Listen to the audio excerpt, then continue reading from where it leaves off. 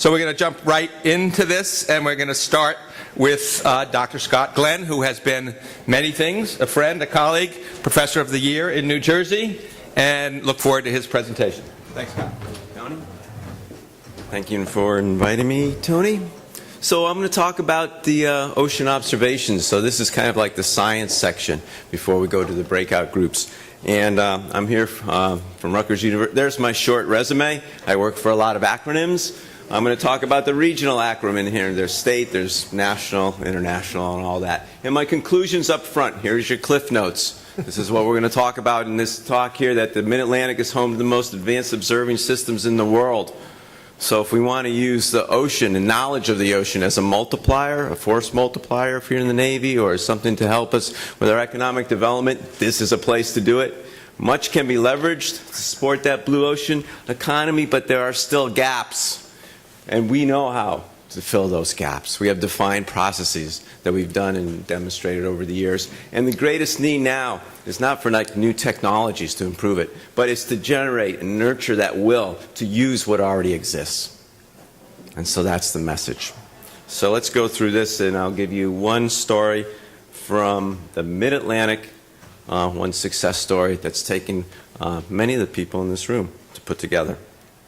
So here's where we live. This is that famous where we live map of the population. It's one of my favorites because it really emphasizes how many people we have here in the Mid-Atlantic, right on the coast. And that makes a lot of the drivers for the area, like a quarter of the U.S. population, the GDP, Navy ports, commercial ports, all these things that are going on. And that causes stress, right? There's rivers that go through this, and, you know, people have produced a lot of waste products that may impact the water quality. Hurricanes and storms come through here. There's flooding that's going on because maybe sea level's rising, and there's nuisance flooding during high tides and extreme hypoxia, all these intense uses of this area that are driving the needs for a better understanding of the ocean.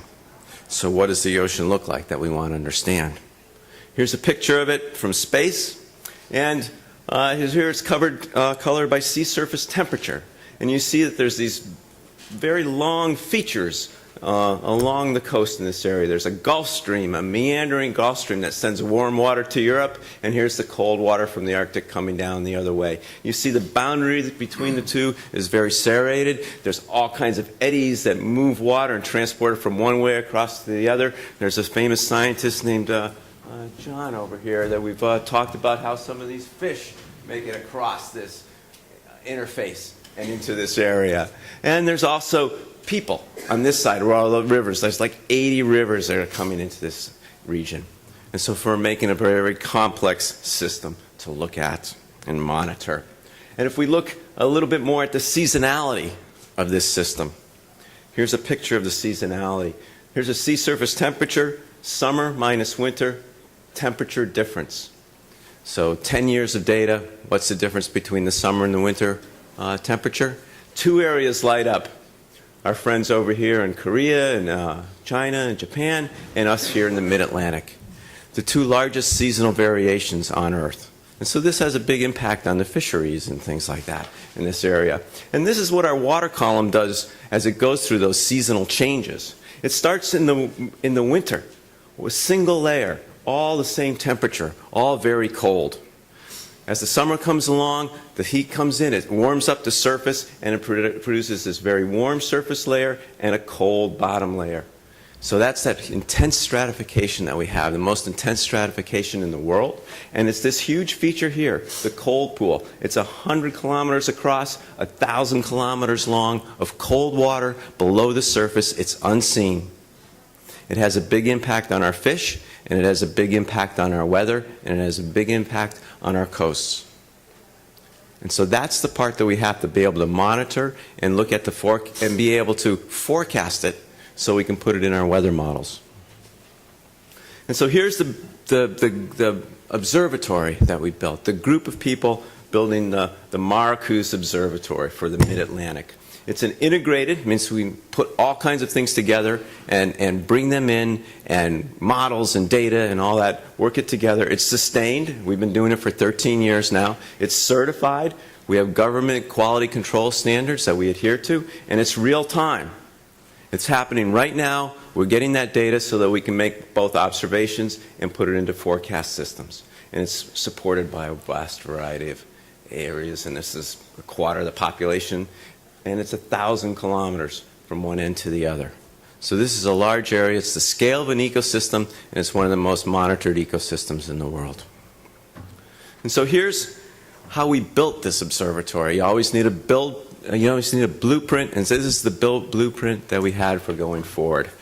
Here we have our regional priorities along this axis here, where we have maritime safety, supporting our fisheries, water quality, coastal flooding and inundation here, and offshore energy like wind farms we talked about. And here's the different assets that could be employed and used in this activity.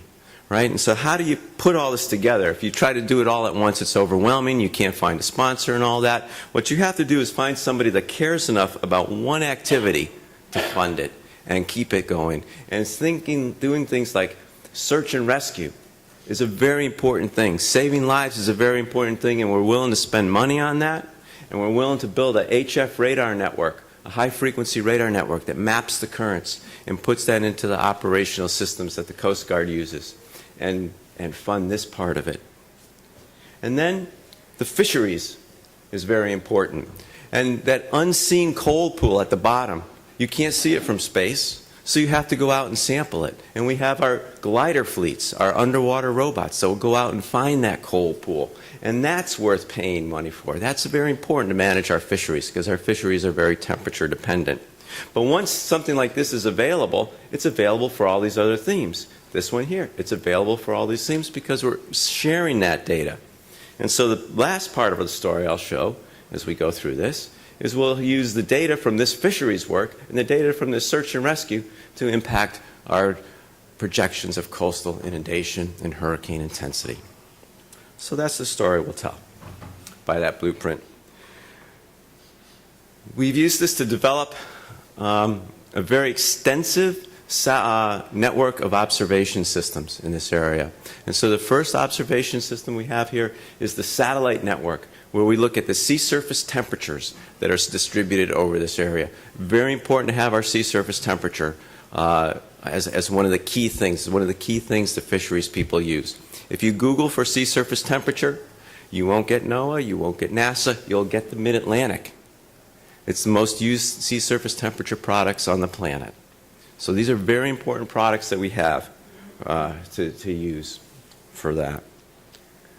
We then have a high-frequency radar network where we've built with 41 different radars. Radars, these are like police radars, right? They give you the speed of the car towards or away from you. We set these radars up on the beach. We nest them into the port systems that we have here. And this gives us maps of currents.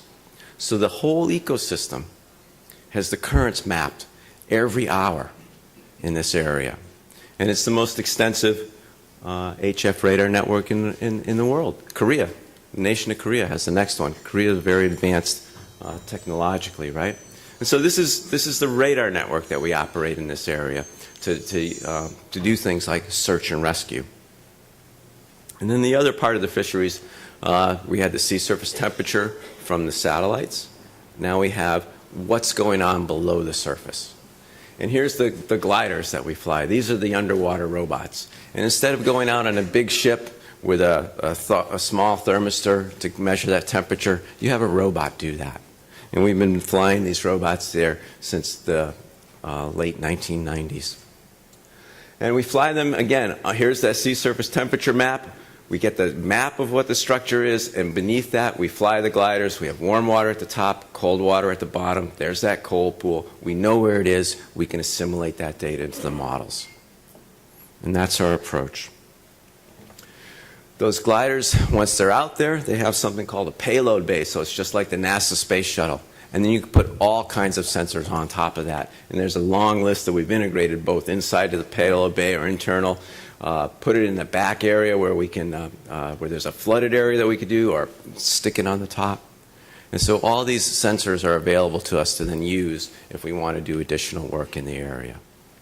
So we also have to have the ability to control that network and put that network together. And so here on the wet side of this network, we have the rooms where we prep the gliders to put them to sea. The data comes into a training center here that we have, an operations center where all the data is fused together to produce products. Here it's assimilated into the models, and here's the real-time map of the bottom temperature in the mid-Atlantic that is used for the fisheries.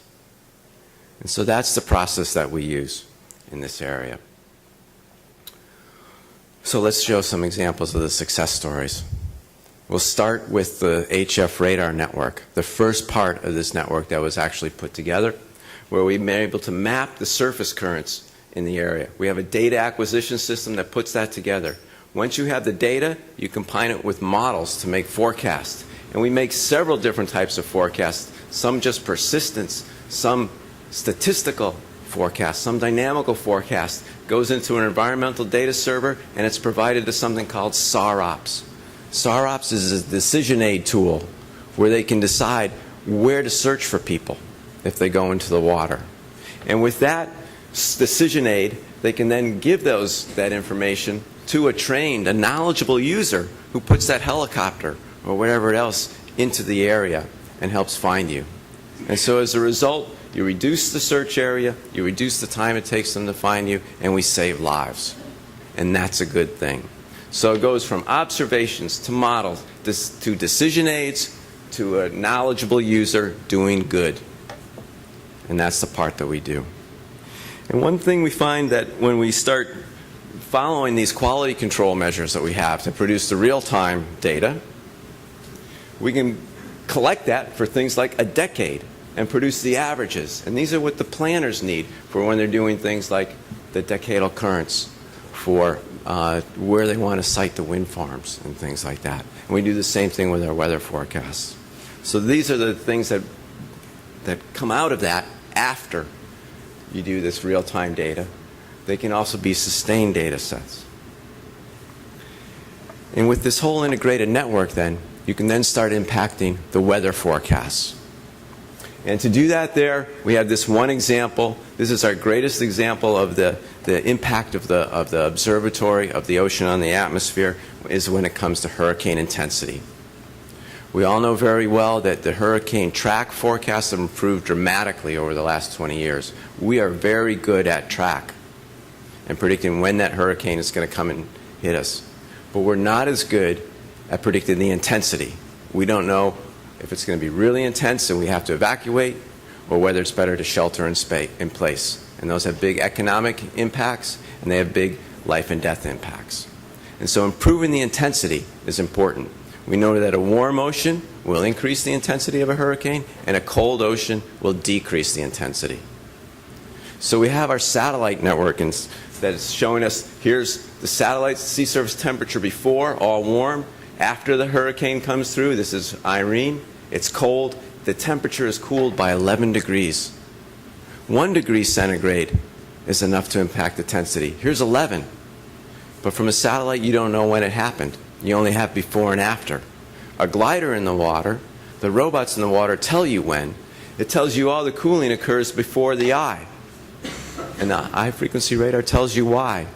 The head of the strong winds at the beginning of the hurricane pushed all the water on shore, caused the storm surge. It shoots out the bottom in that bottom layer, mixes the two at the interface. The cold water comes up, really cools by 11 degrees, that surface water, and that changes the sign of the heat flux, and it's the missing component to properly predict the intensity of Hurricane Irene. This is such a fundamentally new discovery that it was published in Nature. This is not in our hurricane models. This process is not there. And so we can't get this. We can't get this intensity right until we put that process there. So let's go back from our research stop or operations to research to the operation. Let's put a glider fleet out there. Have a glider fleet protecting our area. And so now we fundamentally change the way we react to hurricanes. We always have hurricane hunters going after the eye and observing that. And so like a soccer game, not only do you chase the ball, but you have a goalie to protect the homeland. And so these are those goalies protecting the homeland to see what this ocean is looking like as the hurricane comes up And this was the last hurricane from 2016 that we had. Here's the glider with the warm and the warm water at the top, the cold water at the bottom. But here's the models. They're still stuck in winter mode. They still have one layer. It's all warm. You mix and mix and mix a warm layer, it just stays warm. It intensifies the hurricane instead of de-intensifying the hurricane. It gives you the wrong answer. If it gives you the right answer, it's for the wrong reasons. And so that's the fundamental problem that we saw with this. And so we bring this to the Weather Service, and they go, let's follow the data. And we follow the data all the way down to the Navy. And we go to the Navy models. And the Navy was noticing there's something wrong with their coastal zones. They weren't resolving them. And if you look at what we had this summer, warm at the bottom of the mid-Atlantic bight. 10 degrees C, too warm in the models that go under our hurricanes. By fixing that coastal zone, the resolution of it, and fixing the way we assimilate the data, the new models that are now being operationally tested for next year have a cold pool, have that feature, have warm water at the top, cold water at the bottom, so next hurricane season we're going to be ready. We're going to have the right ocean under our hurricane models so we can properly predict intensity. And that's the kind of success stories that we can do with these observatories. And so, my conclusions. Mid-Atlantic bight, home to the most advanced observing systems on the planet. Let's use them for what we can do. Much is already there that we can leverage, and we know how to fill the gaps. We have well-defined processes to do that. And our greatest need is not for the new technologies. The technologies exist. It's the willpower to do the work, to keep the systems out there, to keep them operating, and to use that data, assimilate them into models, bring them into the decision aids, and have smart people know what to do with them. Thank you.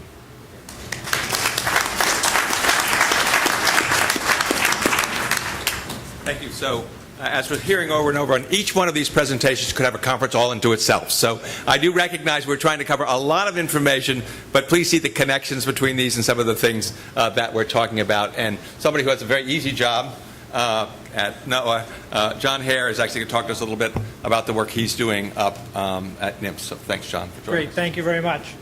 So yeah, I work for National Marine Fisheries Service. I have the great benefit to get to work for Paul Doremus. So you heard from Paul earlier. I'm going to talk a little bit more about the NOAA Fisheries mission.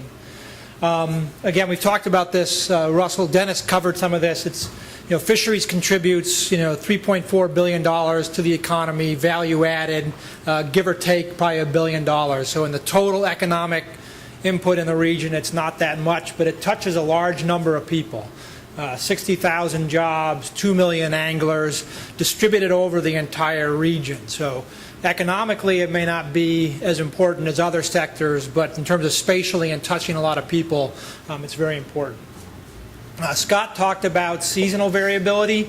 This region is one of the most variable at seasonal scales in the world. It's also one of the fastest changing areas in the world over the past 150 years. So this is sea surface temperature over that domain that Scott showed from North Carolina up through Maine, 1854 to present. This long-term trend here, the long-term warming of the ocean offshore, is a climate change signal. It's a change in a long-term, and a change in a parameter, Earth, ocean, atmosphere. But we also see this well-described multi-decadal pattern.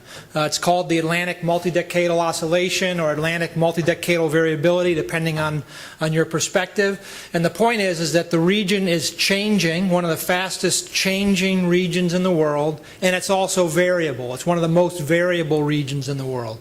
So when we think about moving forward and how we're going to approach management in this region, we need to think about how do we manage a changing system which is variable and unidirectional changing. It presents a lot of challenges for how we think about managing fisheries or any component of the economy.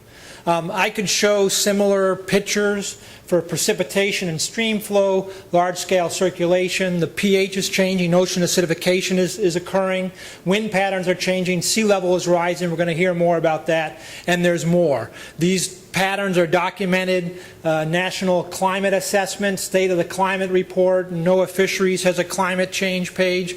The data is overwhelmingly in support that the system is changing and the system is variable. So how do we deal with that in terms of managing fisheries or managing other components of the economy? In terms of fisheries, this is a figure taken from Malin Pinsky. Malin's going to be here tomorrow. This shows two components of fisheries: species distribution and fisheries landings.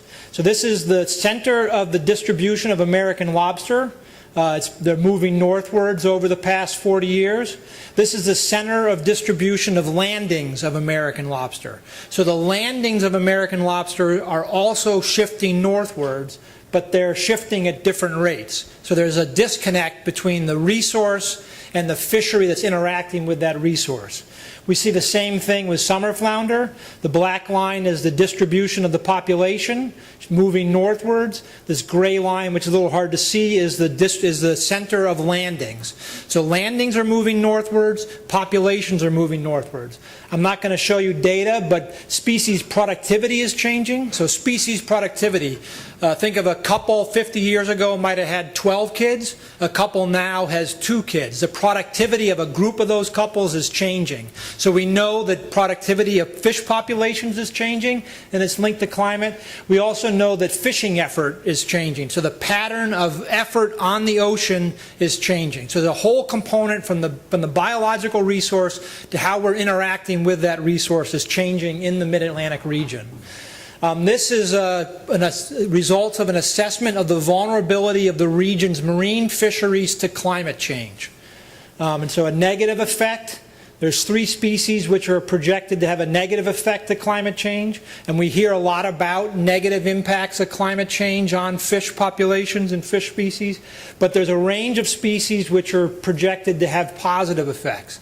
And so it's not how do we face the challenges created by climate change and climate variability, but how do we face the challenges and take the opportunities that present themselves. It gets to sort of Paul's point about it's both opportunities and challenges and being able to adapt and mitigate to both. Then we take our fisheries vulnerability and we move it one step closer to people, and this is community vulnerability. So if you look at the fishing industries, where the ports are, where the dealers are, and then look at them relative to their elevation, the red shows highly vulnerable communities because most of the fishing infrastructure is at a low elevation, and the oranges and show communities that are low vulnerable because most of the infrastructure is at a higher elevation. One thing you see in this is that the Mid-Atlantic has a lot of vulnerability to sea level rise. We're going to hear more about that in a little bit, but Mid-Atlantic is a hot spot for sea level rise. So you think of the low elevation, a lot of your fishing infrastructure is at that low elevation. It's highly vulnerable to sea level rise. You take that 2 steps further, this is the vulnerability. So fish are vulnerable to climate change. Those fish have a value. That value is landed in a port. This is the port's vulnerability relative to the value of the landings from the fish vulnerability. So again, in the Mid-Atlantic, you have some ports which are highly vulnerable to the effects of climate change on the species which are being landed at that port. And you have some ports which are less vulnerable. And up in other parts of the region, there's much less vulnerability. If you look at the diversity of landings, so if you have a high diversity of landings in a port, that port has natural resilience to change. If you have low diversity of landings in that port is susceptible to change. And you look again in the Mid-Atlantic, you have some ports with a relatively high diversity, some ports with a relatively low diversity. So in thinking about this in terms of fisheries, it's not the Mid-Atlantic region. How change and variability is expressing itself in the region is going to vary from community to community to community. And so the impacts on people are going to be variable. And so we need to think about the impacts on people, on communities, and the region, and think about how we manage the economy at those different scales. So there is, I just also wanted to, sort of highlight aquaculture.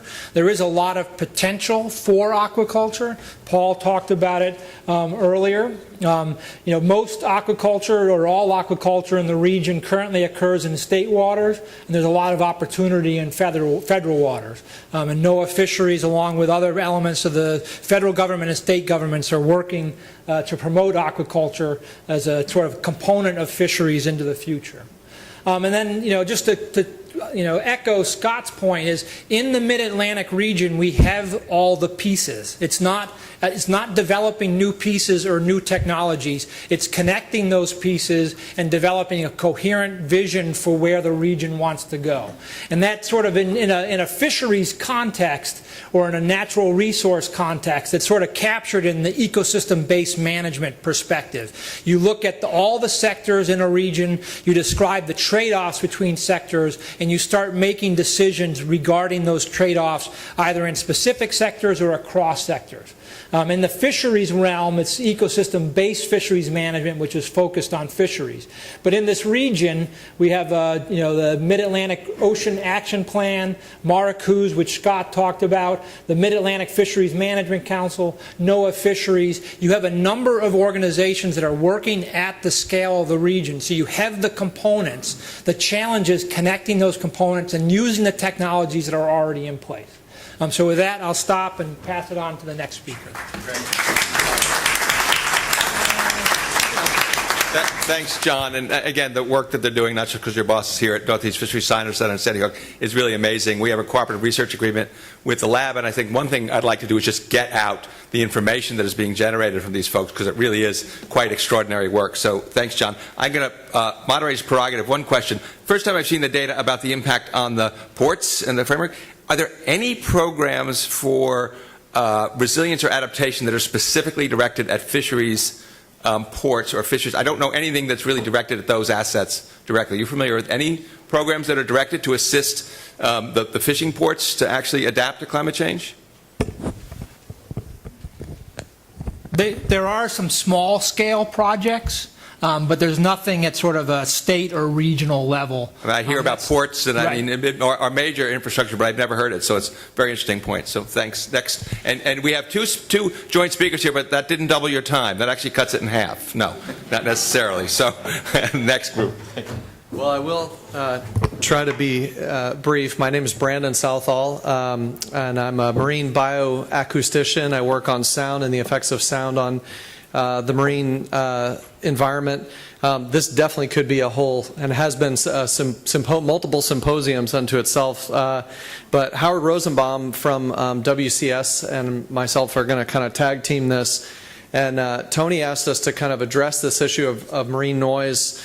I'm going to talk about some sort of broader global and international efforts that have been addressing this, and I'll really just be kind of highlighting a few things, and then Howard's going to talk about some of the work that he and others have been doing on this front from the perspective of the Mid-Atlantic. So going very basic, and for some people here this may be just really basic for you, but sound is really important to animals that live in the ocean. It's dark. Chemicals get mixed up. They use sound in a way that is fundamental and central to what they do, and they've been doing it in the case of fish for a couple 100 million years. So they're very tuned to use sound to find each other, to communicate, to find food, to avoid predators. It's just central to their life history. People have figured out ways to use sound underwater, some that we've already heard about today. Jen Mixus and highlighted this at the symposium at Rockefeller last year. There's a good talk there that they did that kind of highlighted some of the scientific uses of sound. People use sound to find oil underwater. The Navy obviously uses sonar, and marine scientists use sonar to find objects. We also put sound incidentally into the water in the course of moving things from place to place or hammering things into the ground. So there's this overlap between sound and the acoustic channel that animals use and that people use or put sound into. And the questions are, and a lot of what my career with Noaa when I ran the Ocean Acoustics program, and since has been to try to understand where there are overlaps, where there are issues, and in studying those, how we can use sound in the marine environment to learn about where the animals are and what kind of exposures are a problem. There's kind of a basic website called DOSIT's Discovery of Sound in the Sea that's got a lot of really cool outreach kind of informational things on sound in the marine environment. Okay, really briefly, the things that sound can do to animals are sort of listed here from least impactful to most impactful, and from most common to least common. And I kind of highlighted the things that have garnered most of the attention, and really the strandings of animals associated with Navy sonar really dominated the early awareness of this issue and a lot of the attention. There's been a fair bit of lab work on temporary and permanent hearing loss. That's received a whole lot of attention, but most of the time sounds in the ocean are just kind of in the background and don't actually influence the behavior or cause any sort of injury to animals. But one area that I'm going to spend a little bit of time talking about is just interference with communication. So the aggregate activity that increases the background noise level and how it may affect the habitat of animals or may cause interfere with communication systems is something that's we're increasingly aware of that. But there's kind of a whole spectrum of things that can happen here. We're realizing that things like behavioral responses are really driven as much or more by what animals are doing at the time than how loud it is. A lot of our rules and assessments of things have focused on amplitude, and we're realizing that there's other factors that are much more important. But I'm going to focus a fair bit on masking. And really, this is kind of a really simplified way to think about it, but if you think about pitch, right, and just think of this as like a keyboard. So if you're down here on the low keys of the keyboard, this is where the whales live. These are the kind of sounds that they make. Fish make sounds down here, animals like seals and sea lions. And then the other animals, like the cetaceans that use biosonar to find prey items, are way up here. So just breaking it down into this keyboard of sound, we can see that the kinds of sounds that people make that are at low frequencies associated with things like shipping and seismic surveys, they tend to travel much farther distances in the water, and they overlap with certain species. So we can, just by virtue of doing this, there's a lot of other things that matter, directionality and duration and the type of signals and everything, but just breaking it down in terms of frequency, we can see that some of the more continuous kind of construction and shipping related things, they're more of an issue for animals like whales and fish and seals than they are for some of the dolphins and porpoises. So that's a really simplified way of describing a pretty complex set of things, but it's a simple way of saying there's certain types of sounds have different potential effects on animals just based on the frequency that they have.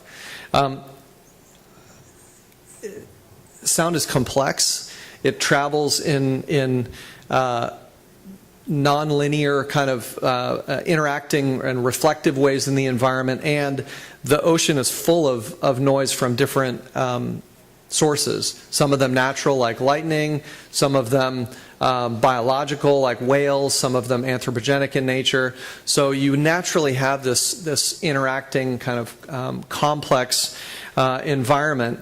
And as these things interact, the animals are moving and communicating through this environment, and they've adapted to work in a naturally noisy environment.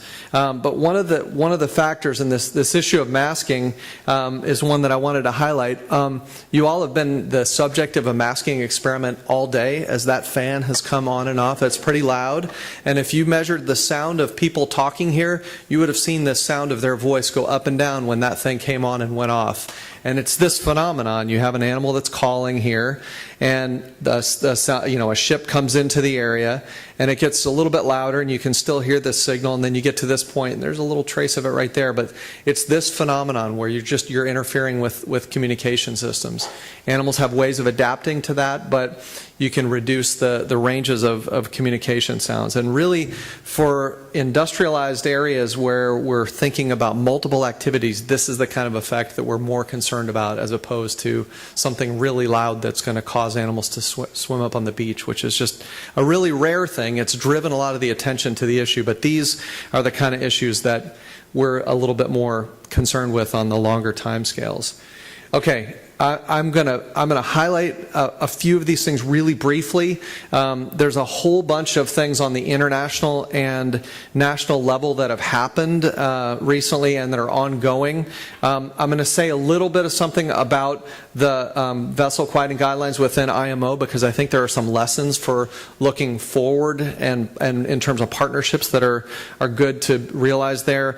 Howard and I have been involved with the UN recently on some voluntary commitments for ocean noise.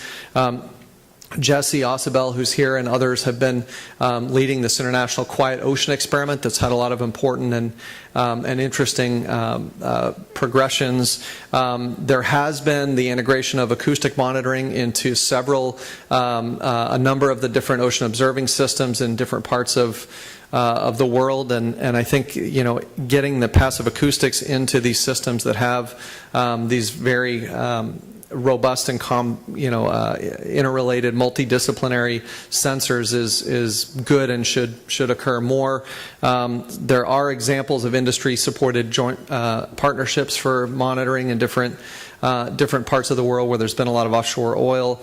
I'll briefly mention some of the work with and the new directions and thinking related to NOAA's ocean noise strategy.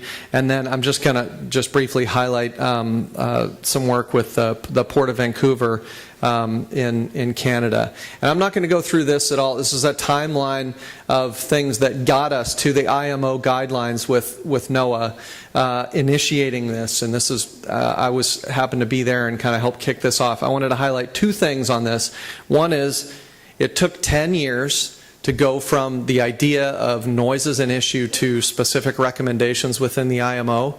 And there were federal agencies involved. The Coast Guard was very involved. This is an NGO. There were industry people involved. So it was very much a partnership that led to some specific recommendations about quieting vessels. There's a long story there. There's actually a book chapter in the Encyclopedia of Marine Engineering that just came out that traces this history. But this is a good example of a partnership that took 10 years to go from an idea to specific guidelines, but those are out there. WCS and IUCN helped lead an event at the UN, through the UN, on global shipping and whale conservation. There's a link there. I'm partially including some of this in the slides so that people can have some of these links that goes through this whole event. The President of the General Assembly of the UN was part of this event, and it just kind of raised some of these issues at the international level. We're now pursuing a voluntary commitment under SDG 14 for ocean noise.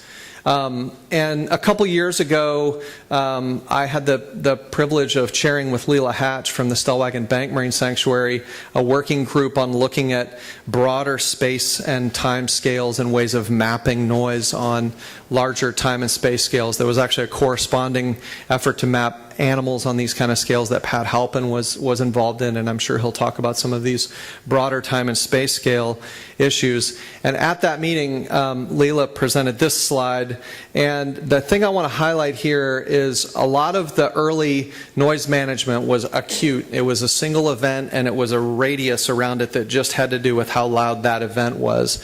And more of the thinking now is looking at cumulative events, broader time and space scales, and looking at the interaction between multiple kinds of signals. There was a paper in Endangered Species Research that Leela led on the ocean noise strategy that has a component of this in it recently. And then I'm not even going to say anything about this. I just kind of wanted to get this slide in there. In Vancouver, they're doing a collaborative project with the port to slow ships down, validate noise levels in relation to ship speed, and doing some incentives with the port. So there's kind of a long story there, but I'll leave that in the slides. And I think with that, we'll kind of transition to the Mid-Atlantic, and I'll pass it over to Howard. Thank you, Brandon. So I'm going to take this down to the regional level right here, and we just have a few slides to take this into considerations. And obviously, you've heard all about that wind energy development already, potential oil and gas development in the Mid-Atlantic and southeastern U.S., and the level of shipping that's occurring in this part of the world. It goes without saying there are actually some detailed scientific studies from shipping that these are areas of high risk for marine animals that include ship strikes and ocean noise. And if you were to kind of put that time frame that Brandon had for the Mid-Atlantic, I mean, right now, in essence, this is becoming, in essence, a hot topic, a hotbed issue. I mean, I think back to some of the MARCO meetings, the MDOT meeting that Don chaired. Noise started to come up in that meeting 2 years ago. Back in March 2017, I was one of the subject matter experts at the Boehm Wind Energy Workshop meeting, where you know there was a range of experts, developers, and you can see the oil and gas, the wind energy leases that Jim highlighted. Oop, go back one.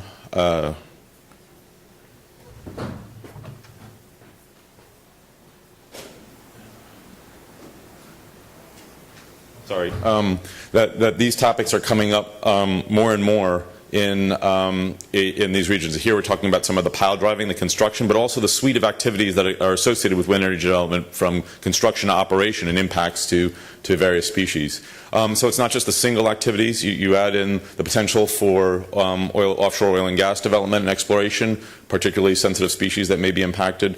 What I haven't shown here in this slide, which would actually be very useful, is some of the spreading of that type of noise that could occur outside of the Mid-Atlantic and radiate right through Mid-Atlantic waters, adding to the overall noise budget here. And there's some actually nice propagation studies showing that raises the level of noise in these habitats considerably if that were to occur. Oh, going the wrong way. Okay, so just to highlight a couple of key things, with the leases that Jim spoke about in his talk, these overlap directly with one of the most endangered animals on this planet, the North Atlantic right whale, certainly one of the most vulnerable large whales, numbering 500 animals. What's actually, this stems from where they actually feed and calve in feed in one region and take care of their young to their breeding grounds down in the southeast. So all of the developments that are occurring in these coastal areas overlaps with a highly endangered species. What's even more concerning is more recently, with varying conditions in the ocean, they're shifting some of their distribution, and that's putting them more into contact with risk for ship strikes and noise. And in fact, this past year there's 500 animals. They were showing some type of low level of increase for the last few decades. Basically, there were more than 10 deaths this past year as they shifted habitat into an area where they were subject to ship strike and entanglement. So when you actually have that happen, it wiped out 3 years of the reproductive success of this population. So one of the things that we've been talking about, a group of scientific experts, we've been talking to some of the decision makers in Washington from Duke, Cornell, WCS, and New England Aquarium, saying that the increased levels of ocean noise could be the tipping point for this species. So something to consider as we talk about levels of coexistence and what that means for a highly endangered species. This is one of the extremes, but it also is an important factor to consider. In terms of some of the technology that's useful here, in terms of that we use and that might be useful for mitigation and monitoring, we use passive acoustic monitoring. Brandon highlighted some of these types of units that we use. In the New York Bight right now, some 30 to 40 miles just offshore at the nexus of the two shipping lanes and one of the wind energy areas, the one that was secured by Statoil, we have a near real-time acoustic monitoring buoy that detects 4 different species, including the highly endangered North Atlantic right whale. We post that on a website. I actually get an alert on my cell phone when we get a whale vocalizing, and the idea is that eventually we'd actually like to incorporate this into a dynamic system, like through AIS, so we could alert mariners in relation to ship strikes. But as far as what else is going on here, it's also recording 50% of the time. So we're monitoring levels of ocean noise at a New York Bight level area with one sensor. You can imagine if you put more sensors out there, you could begin to start thinking about the type of observing network that Scott spoke about. One of the things that actually we've been doing with the shipping industry is convening some meetings, and actually Admiral Gaffney teed this up really well, is that some of the issues that we've been talking about with the industry locally here in New York, as well as the Port Authority of New York, New Jersey, and industry body groups, is that in the next class of bulk carriers, there's with more efficiency is going to be less noise, and that's an overall good thing that may be introduced into the Mid-Atlantic. But as we talk about some of these other factors in terms of energy development, noise overall is increasing, and that's what factor that we have to consider for this area.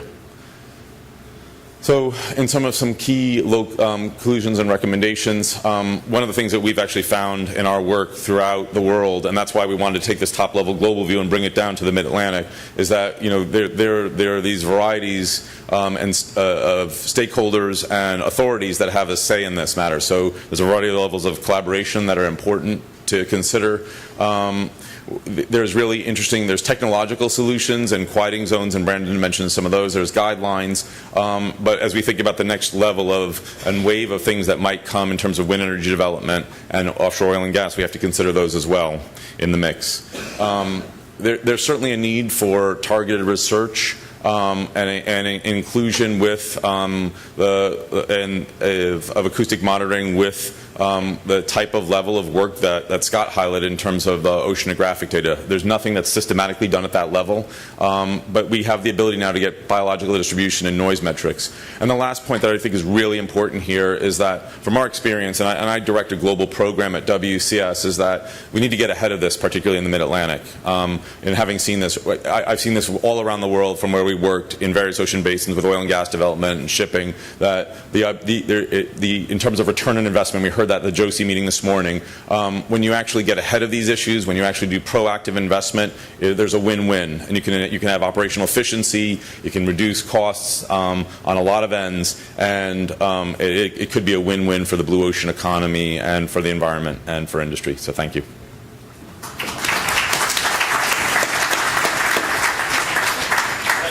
Howard, as you know, is extremely passionate and knowledgeable, and Brandon as well, and so I appreciate you fitting that much information in such time. And a special thanks and apologies to Phil Orton, who is actually among all us for our last speaker this morning, so I do appreciate your patience. And so we'll conclude with the sea level rise discussion, and then everybody will move directly into the breakout. So there's some students outside who will show you over to those groups after that. So thank you, and I appreciate it, Phil.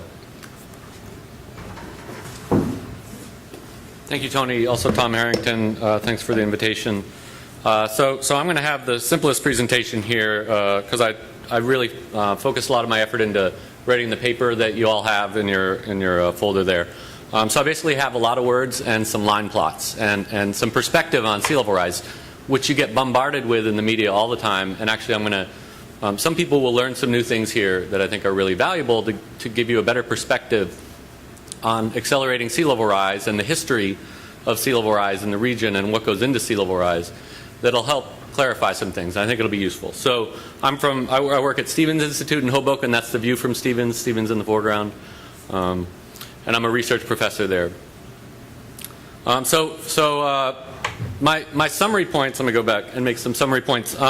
Between now and 2030, sea level rise, my perspective is that it will not be an economic game changer. Of course, again, it's 12 years. But even within a few decades, for most places, it won't be an economic game changer for the Mid-Atlantic. But I will caveat that by saying that there are locations that are already seeing a rapid increase. The most low-lying locations are already seeing a rapid increase in the number of flood events, nuisance flooding, or flooding when there's a small storm surge per year.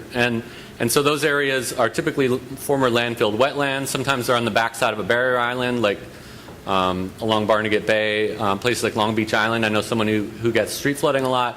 And those areas are already suffering, and things are going to get worse for those areas. But a lot of the shoreline areas have more elevation, and they're not threatened yet in the next decade or two by sea level rise. But in the long term, I sort of have an optimistic perspective for you in the near term.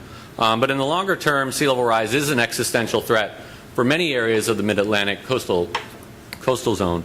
It's a major threat to coastal development and coastal properties. Street inundation can create uninhabitable conditions. If it's happening dozens of times per year, obviously, then it becomes difficult to access property. And then repetitive structural flooding can be an issue, or erosion can be a major issue. So today, and also in my discussion paper, I expand on these perspectives in greater detail. I summarize the historical trends in sea level, which I think are really important to understand in understanding where we are today and where we're going in the future. I present the changes. I'm going to talk a little bit specifically about the changes at 2030 in sea level and out at 2100, looking further into the future. I'm also going to talk about uncertainty in sea level rise, which is still very large.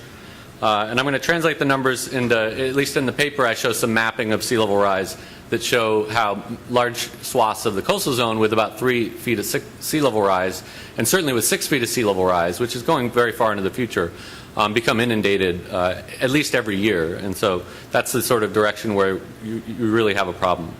So now going to my slides on the history of sea level rise. So this here shows the past 200 years. So I'm not going back 13 years, or I'm going back 200 years to tell the story of sea level rise. And what you see is that the mid-Atlantic, this is for Atlantic City area, and it's from work by Andy Kemp and Ben Horton. Ben Horton's actually at Rutgers.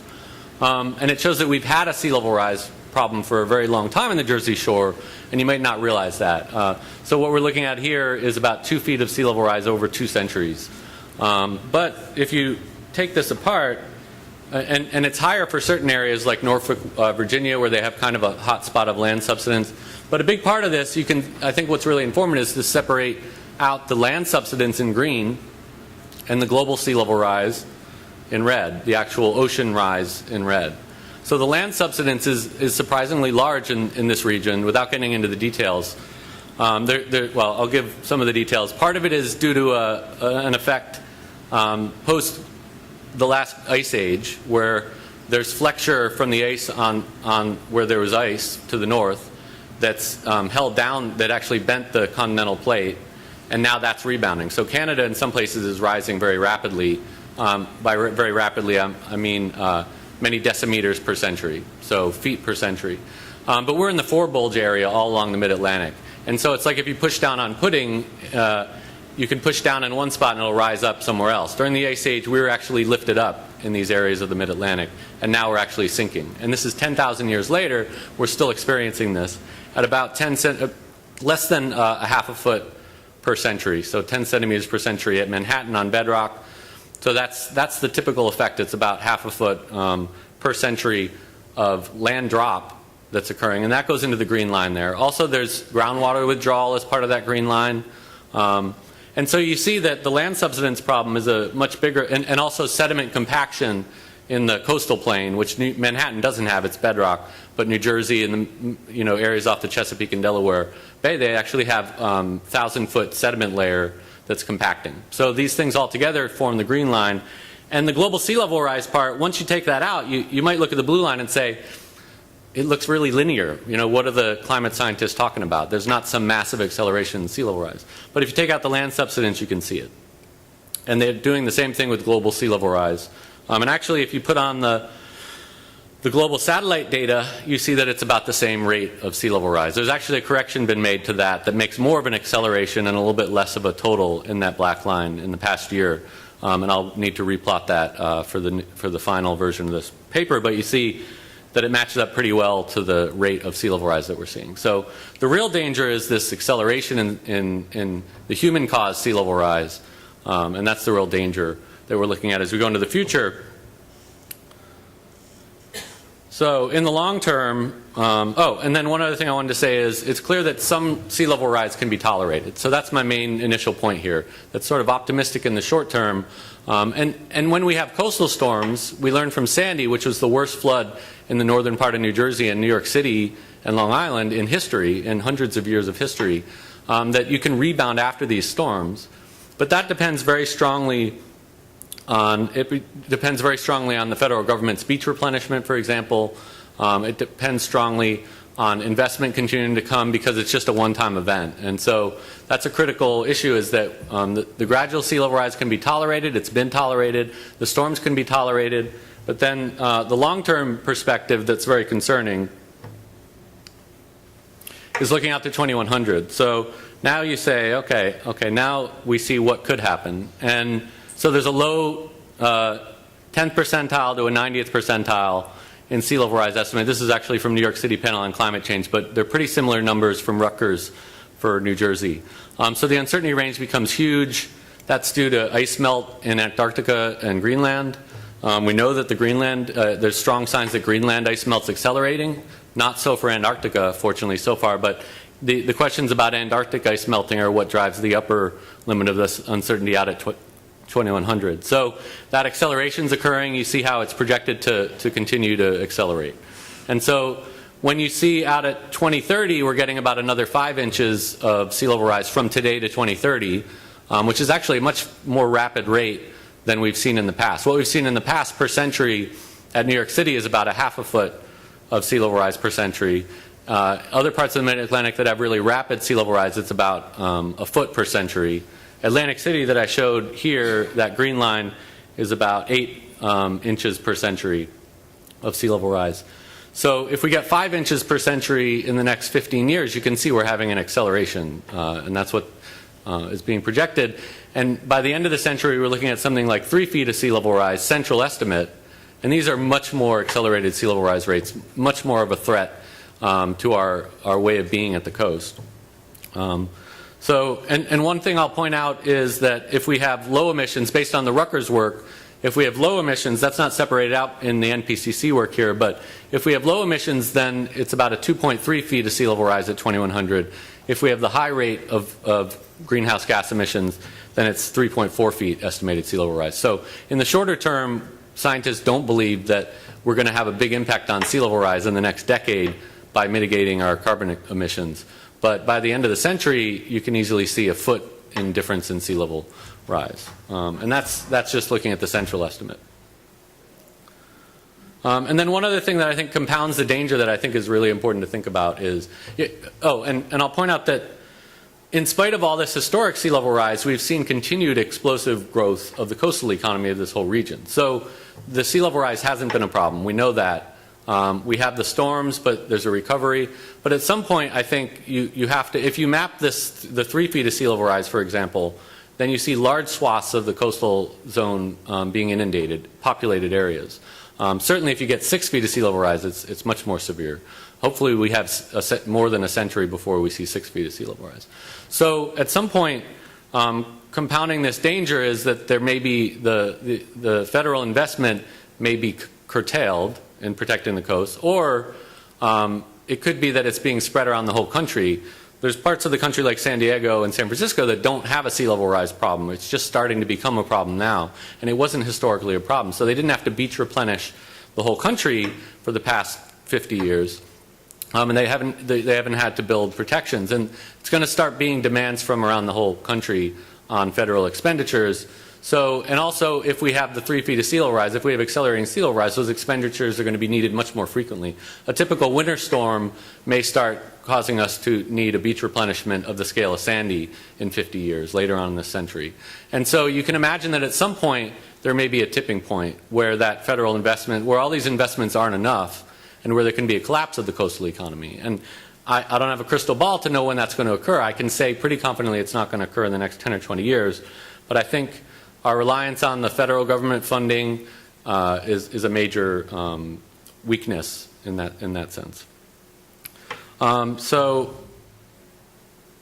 all of this has an asterisk. When I say that I'm pretty confident about the next 10 or 20 years, there's one asterisk with that. And that is that we don't know for certain yet if Hurricane Sandy and storms like that are being made dramatically worse by climate change.